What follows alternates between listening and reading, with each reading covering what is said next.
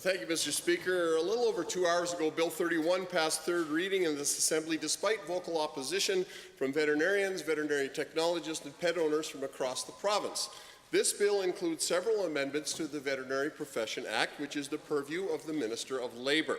The veterinary profession reports to the Minister of Labour, who was silent throughout the debate on Bill 31. So, to that Minister, please clarify, do you support the changes that Bill 31 makes to the Veterinary Profession Act?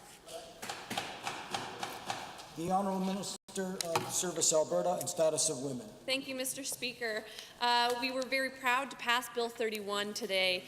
We know veterinarians are trusted professionals and Albertans look to them to provide quality care for their pets. Our government supports this legislation because after the past several months of listening to thousands of Albertans who told us that they want better protections for consumers and a level playing field for business, we were happy to be able to consult with the industry and other veterinary stakeholders. We heard their concerns and we were happy to pass legislation that we very much, after hearing all sides, are of the view strikes a balance. Thank you, Honourable Minister. For a supplemental.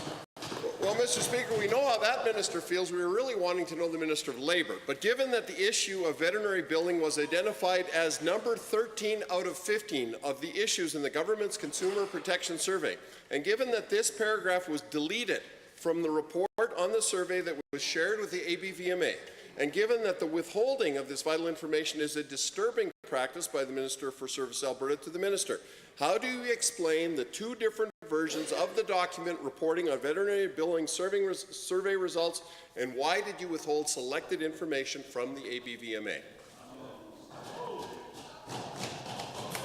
Honourable Minister.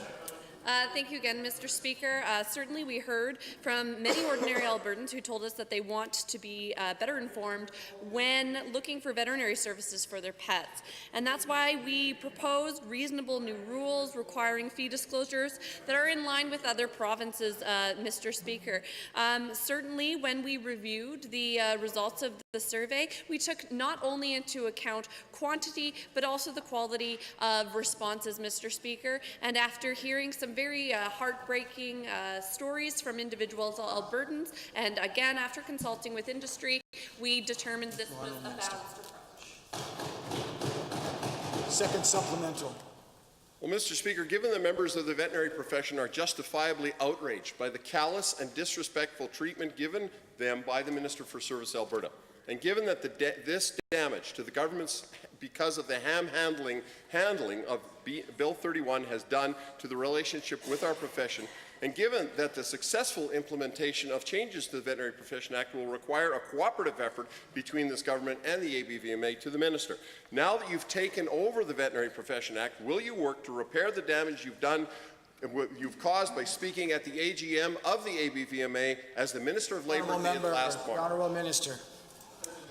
Thank you, Mr. Speaker. I would like to take the opportunity to clarify something mentioned by the member. The legislation has not been moved under the jurisdiction of Service Alberta. We consulted with Albertans and with industry with respect to some specific changes around the issue of transparency, which we heard from Albertans was a concern and an improvement that they would like to see in this area. We will continue, along with Labour, as we have throughout our consultations, in conjunction, continue to consult with the ABVMA and other stakeholders to ensure the regulations meet all parties. Honourable Member. The Honourable Member for Airdrie. Mr. Speaker,